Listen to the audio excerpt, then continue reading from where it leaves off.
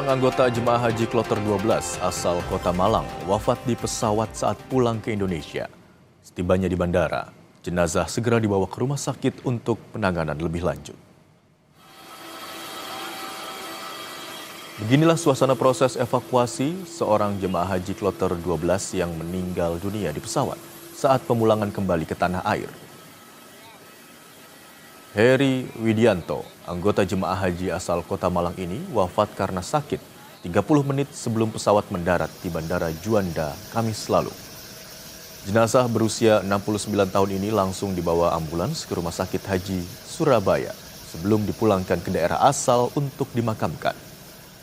Heri Widianto yang wafat di pesawat akan mendapat asuransi atau santunan dari Kementerian Haji dan Umroh serta dari maskapai Saudi Airlines.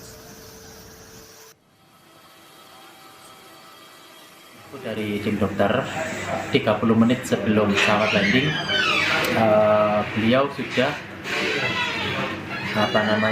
meninggal dunia di atas pesawat. Jadi begitu tiba di Juanda Airport, jamaah tersebut langsung kami evakuasi beserta rekan-rekan dari BPKK, kemudian langsung kami rujuk ke Rumah Sakit Haji Sukolilo.